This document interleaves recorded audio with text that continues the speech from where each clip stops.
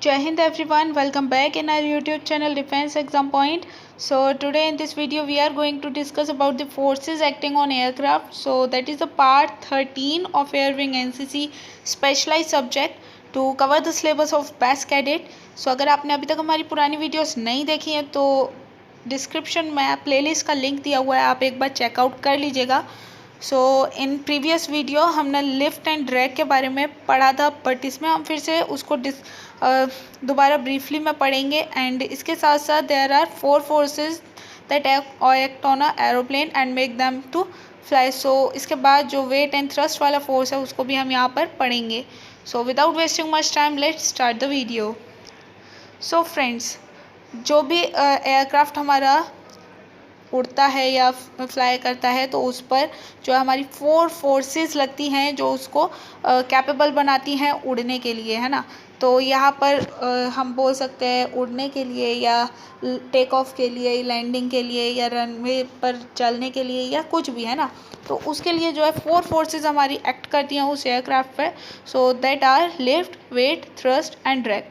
So this topic is very important, तो आप एक बार इसको खुद से रीड कर लीजिएगा इसके बाद, और कोशिश करिएगा कि आपको ये डेफिनेशन पक्के पक्के से याद हो जाए, बिकॉज ये बहुत ही ज़्यादा इंपॉर्टेंट है।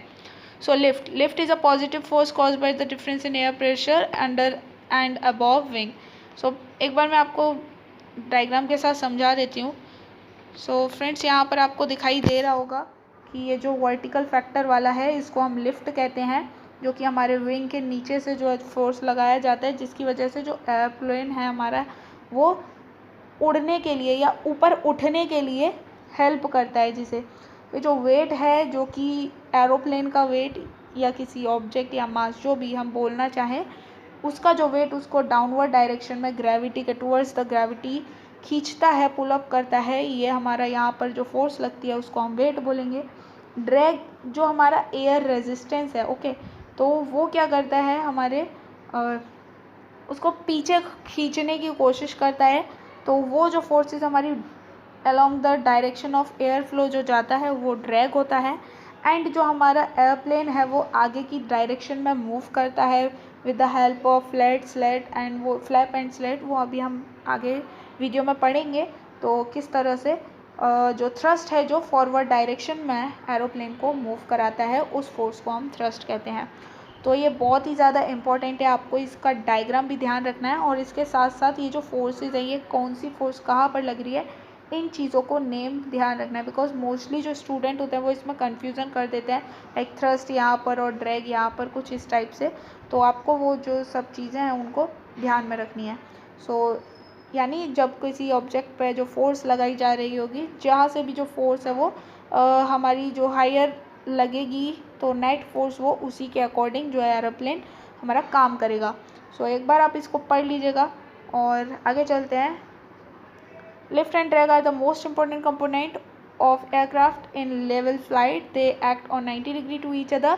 The lift component of aircraft support the aircraft in air, whereas the drag resists the aircraft movement in air. तो हमने ये जो एयर लिफ्ट एंड ड्रैग है इसके बारे में लास्ट वीडियो में भी पढ़ा था, और ये बहुत ही ज़्यादा इंपॉर्टेंट कंपोनेंट है हमारे एयरक्राफ्ट के, जो कि हमने लास्ट वीडियो में भी पढ़ा था, अभी भी पढ़ लेते हैं, जो कि एक दूसरे के परपेंडिकुलर होता है because of the air flow. Okay, तो आगे चलते हैं। इसके बाद है फ्लैप एंड स्लेट्स। तो यहाँ पर भी हमारा जो एयर फ्लो का डायरेक्शन है वो हमें दिया हुआ है with the help of lift and drag. So next is flap and slate. Flap and slate बहुत ही ज़्यादा इम्पोर्टेंट हमारा कंपोनेंट होता है किसी भी एयरप्लेन का। सो ये आपको यहाँ पर जो है एक इमेज दिखाई दे रही है एयरप्लेन के विंग की। ओके, ये यहाँ पर हमारा एयरप्लेन है और ये इसकी विंग है। तो यहाँ पर ये जो बैक साइड है और ये जो लीडिंग साइड यानी जो फ्रंट साइड है, यहाँ पर हमारा स्लेट जो है लगा होता है और यहाँ पर हमारा फ्लैप जो है लगा होता है। तो ये जो है दोनों ही हमारे फ्लैप एंड स्लेट मूवेबल होते हैं, जो कि हेल्प करते हैं हमारे एयरक्राफ्ट को उड़ने में, चलने में, उतरने में, या कुछ भी हम बोल सकते हैं ना। तो लाइक हमारा जो एयरफॉइल है यहाँ पर इस टाइप से, इसके यहाँ पर हमारा जो फ्लैप है एंड स्लेट है वो लगाया जाता है, और ये हमारा जो लीडिंग सरफेस होता है वहाँ पर आगे की तरफ हमारा स्लेट होता है और जो बैक साइड ट्रेलिंग साइड होता है वहाँ पर हमारा फ्लैप जो है लगाया जाता है। तो चलिए आगे पढ़ लेते हैं इसको। Flap are hinge surface mounted on trailing edges of the wing of a fixed wing aircraft to reduce the speed at which an aircraft can be safely flown and to increase the angle of descent for landing. They shorten taken off and leading landing distance. Flap do not lowering the stall speed and increase the drag.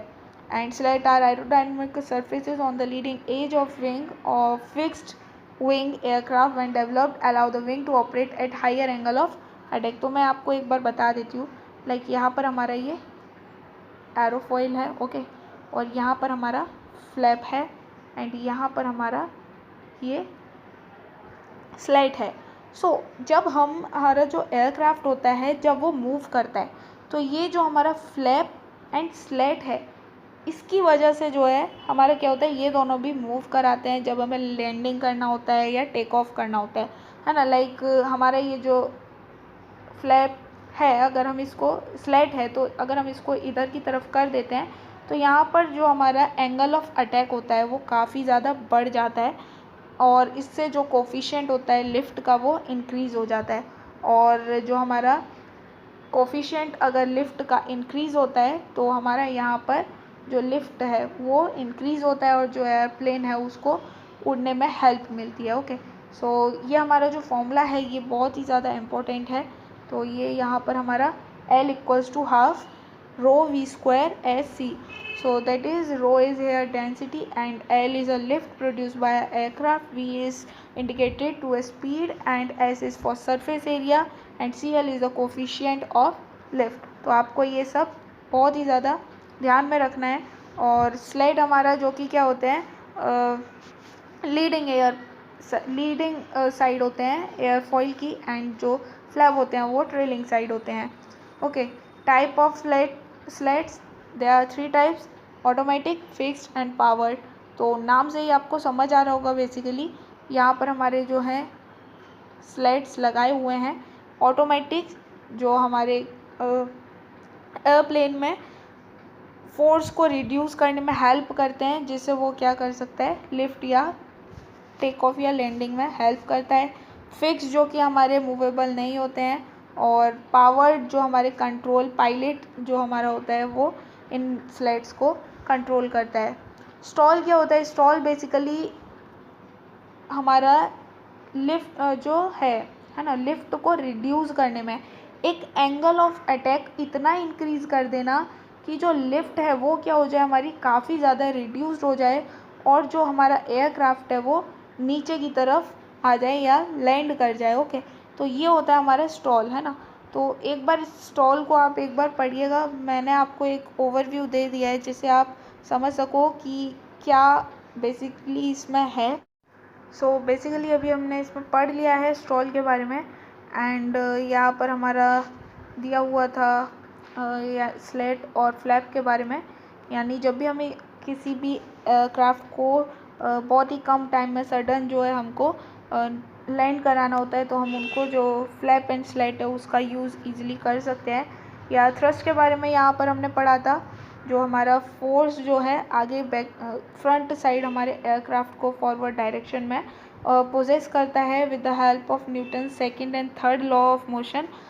Like हमने opposite and equal वाले reaction का जो पढ़ा था, drag के opposite जो force लगाता है थ्रस्ट, है ना, इसके बारे में हमने पढ़ा था। यानी जो इंजन हमारा जो फोर्स प्रोड्यूस करता है उसके बैकवर्ड डायरेक्शन में हमारा थ्रस्ट जो है जिसकी वजह से हमारा जो एयरक्राफ्ट है वो आगे की तरफ फॉरवर्ड डायरेक्शन में जाता है। इसके बाद हमने प्रोपेलर के बारे में नहीं डिस्कस किया है। प्रोपेलर जो हमारे ये जो फैन टाइप पंखड़ी जो भी होती हैं, है ना, ब्लेड एयरफॉइल की, ये जो होती हैं इनको हम प्रोपेलर बोलते हैं, जो कि हमारा किसी भी विंग में जो है हमारी लगी होती है जिसकी वजह से जो हमारा प्रोपेलर जो होते हैं, हमारी जो एयरक्राफ्ट होता है उसको प्रोपेल करने में यानी आगे की तरफ जो है उसका जो एयर रेजिस्टेंस है उसको कम करने में हेल्प करते हैं। Okay, because most of the student के कमेंट आ रहे थे कि वो लोग पढ़ नहीं पा रहे कि किस तरह से कहाँ से उनको पढ़ना स्टार्ट करना है। सो आई होप आपको समझ आ गया होगा। सो फिर मिलेंगे न्यू वीडियो में न्यू टॉपिक के साथ, तब तक के लिए Keep practicing.